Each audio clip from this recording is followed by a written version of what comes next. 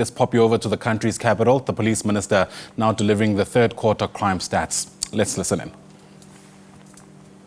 KwaZulu-Natal, Eastern Cape and Western Cape, they pose quite a challenge. They dominate criminality in the country.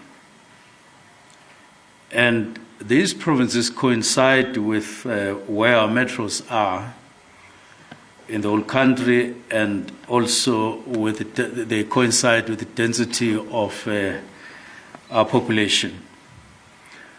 And therefore, they are our focus.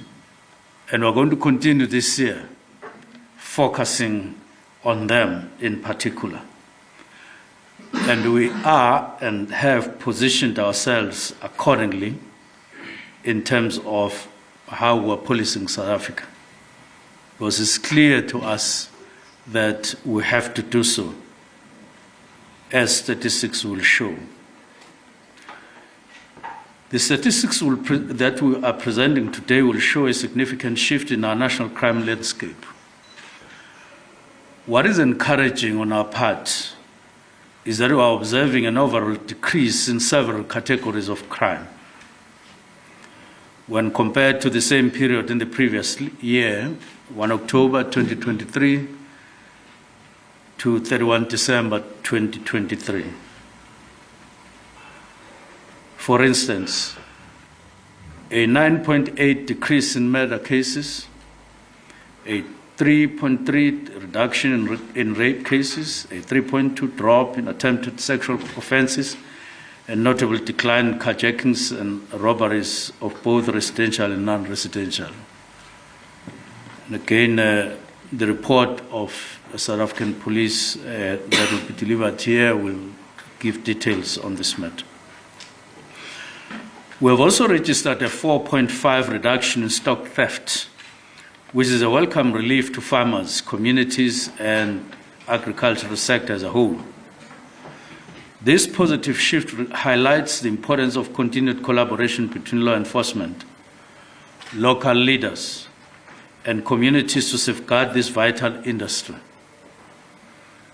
We extend our solidarity with rural communities in this regard, because we know what it means to them when you lose your livestock. Although the percentage appears to be relatively small, we note the outcry of the communities that farm livestock, particularly in the Eastern Cape, northwestern parts of KZN, and the eastern parts of the Free State. We are therefore planning to have a meeting or a gathering that will combine the three provinces with the affected parts of those provinces very soon. We must, however, also acknowledge the areas that require urgent attention. We've seen an increase in cases of assault with intent to cause grievous bodily harm and malicious damage to property. These crimes continue to disrupt communities and demand reinforced response from law enforcement, and will do accordingly. For the third quarter, all provinces recorded a decrease in murder cases, making a significant milestone in our national crime reduction efforts. However, Gauteng, KwaZulu-Natal remain the highest contributors to the overall national murder figures, accounting for 25.0%, 21.4% respectively, followed by the Eastern Cape at 18.9% and Western Cape at 17.4%. The Western Cape continues to record the highest number of gang-related murders, coming up with 263 murders in the third quarter alone. And this is unacceptable, and it must change, and we will ensure that it does change. A large number of these murders collectively, amounting to a figure of 135 murders, occurred in Bishop Levis, in Mitchell's Plain, in Klein Flay, Delft, and Elsies River. These are Cape Town's own metamakers in the main in terms of our observations. The issue of gang violence or gang-related violence requires a rethink and approach, because this is not only a historical matter, but also it is also repetitive in nature. There is no point in us discussing one and the same thing with no change. We are dedicating the 27th of February, that is next week, the whole day, to discuss, among others, this particular issue. We will be looking, amongst others, policing review with regard to what we may refer to as high meta zones in the Republic, with a view to changing the situation this time around and once and for all by taking concrete steps towards a realization of peace and order in those areas. And in this regard, partnerships with communities and other partners will be a critical element in the rethink in terms of the approach. We want communities to be active.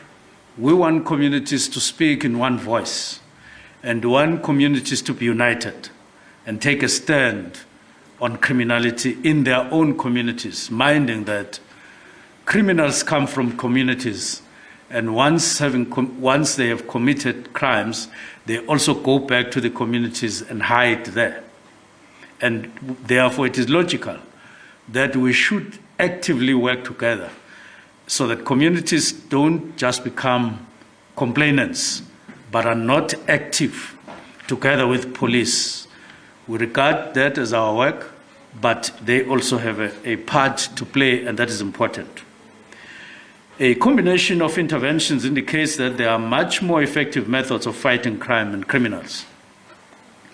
Several individuals have been dealt with in a number of areas in the Eastern Cape recently, and KwaZulu-Natal, following a series of taxi violence and extortion-related matters.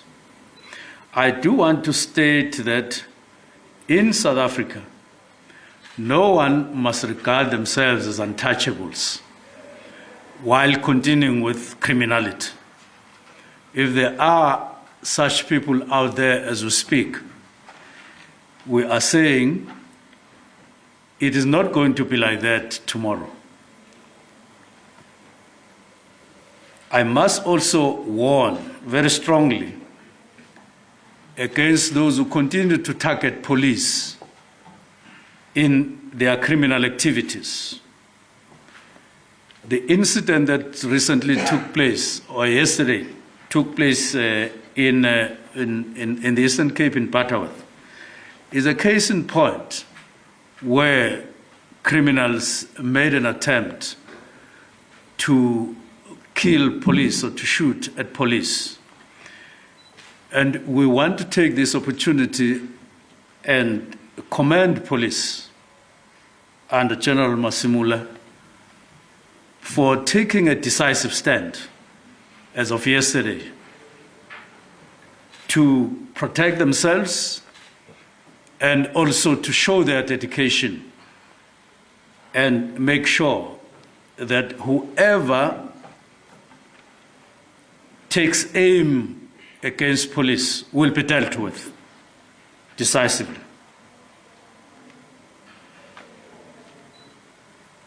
Now, we will continue to sharpen South African police service on different intervention methods and aim at combating crime where it rears its ugly head in whatever form. While we register an overall reduction in conduct crimes against women, we are deeply concerned by the increase. in attempted murder cases against children aged 0 to 17. This is an alarming development that calls for concerted effort to protect the most vulnerable members of our society. Additionally, rape cases have increased in KwaZulu-Natal and Mpumalanga and the Free State, whereas other provinces have recorded decreases. This data serves as a stark reminder that gender-based violence remains a critical issue requiring intensified interventions. And those interventions will come from us. But as we say, we require that the whole of society, the whole of government, act in this regard, especially because of the nature of gender-based violence. We know the concern of the public about extortions, about kidnappings and drugs. All of these matters will receive our attention on the date that we have indicated, the 27th of this month, where we'll have intensive discussions on what new ways and intensified ways to deal with this. But we note on kidnapping side that most of them are now said to be orchestrated in places including prisons. The recent one that we've dealt with, that is kidnappings, that took place in Nelson Mandela Bay, there are indications that it was orchestrated from St. Albans prison. And there are surely other prisons that are behaving in a similar way elsewhere in the country. And that includes, we must say, to our disappointment, that even the mastermind who orchestrated the murders of 18 people in Lusikisiki was recently found with cell phones again, having been removed from where he was or where he had been before the Lusikisiki to where he is now, but still, he still has access to cell phones. What he's doing with those cell phones, we don't know until those things happen. And we want to appeal to our colleagues in correctional services to once more take decisive action on these matters, because it's a burden and an embarrassment to the whole society. It's a burden on us as police, but it's also an embarrassment to the whole country. And it is time they actually stand up to put a stop on accessing cell phones to prisoners when they are in prison. But these reductions therefore indicate that strategies and interventions we've implemented in the past yield results. Our safer Festive season initiative, launched in October 2024, has played a significant role in recorded crime reductions.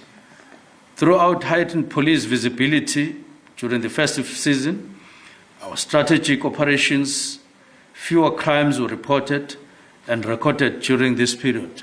We've reported this to the Portfolio Committee recently, and we all agreed that, indeed, this visibility during that period played a critical role in crime reduction in our country overall, especially in that period.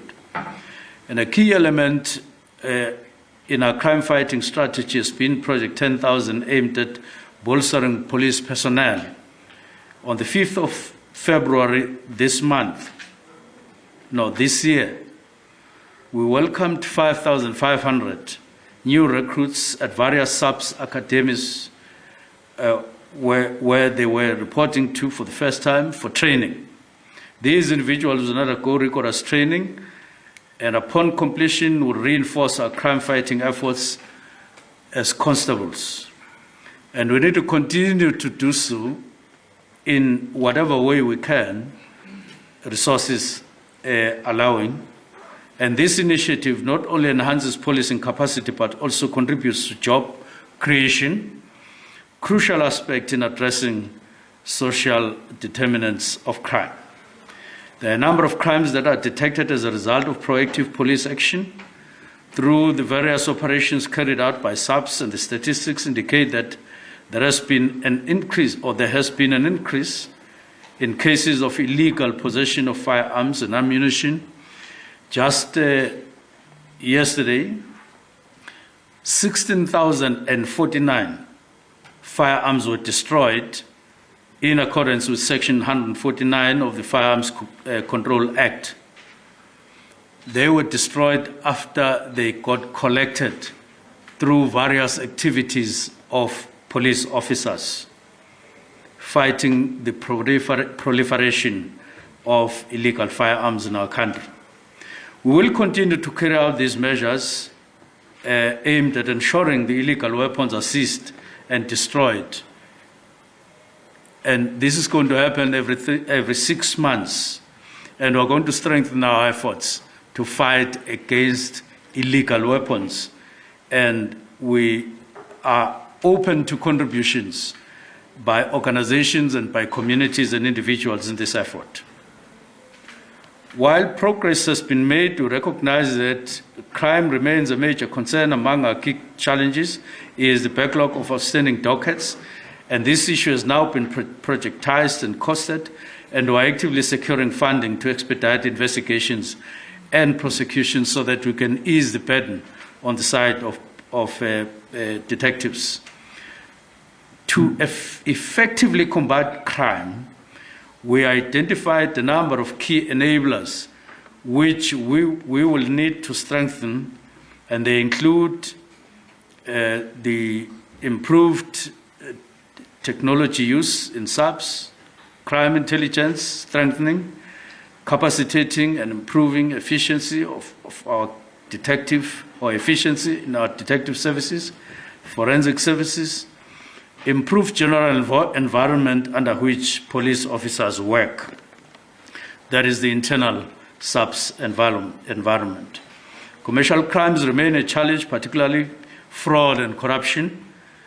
We are confident that the Directorate for Priority Crime Investigations, DPCI, will continue to intensify efforts to combat these offenses and hold perpetrators accountable. Fighting crime is not a task for law enforcement alone. It requires the active participation of communities, the private sector, various stakeholders. We're enhancing our collaboration with the private sector and civil society and strengthen crime prevention measures and improve public safety. We appeal to communities to work hand in hand with law enforcement. Police need assistance. They need support. They need active support from all of us. Crime thrives in silence, and we urge all South Africans to report criminal activities and cooperate with police. And we're happy that we're getting indications that individual members of communities out there are beginning to trust police, indicating to them as individuals and reporting crime to them and to us as individuals. We welcome this gesture and want to encourage it. We welcome the arrest of one of the suspects in Senzo case, which is topical these days, and police will continue to investigate this matter, and we're confident that there will be necessary breakthroughs as we move on. And in conclusion, we recently concluded a 3-day employee health and wellness workshop where we actively engaged a number of issues relating to well-being of our members. We are interrogating the recommendations by various commissions, and we will implement those into either legislation or policy or practice. And the workshop was quite a success in terms of invigorating or inspiring police from inside via a number of initiatives inside to ensure that they work with high spirits. In April, as we said before, we'll be hosting a national policing summit as we work towards adopting a proactive, holistic approach to law enforcement, addressing systemic challenges that hinder effectiveness of policing in South Africa. As the Minister of Police, we remain resolute in our commitment to upholding the constitutional promises of safety and security for all. These crime statistics reflect progress, but they also highlight areas requiring urgent intervention. We assure South Africans that we are hard at work to address these challenges and will not relent in our efforts to build a safer and more secure nation. Thank you very much.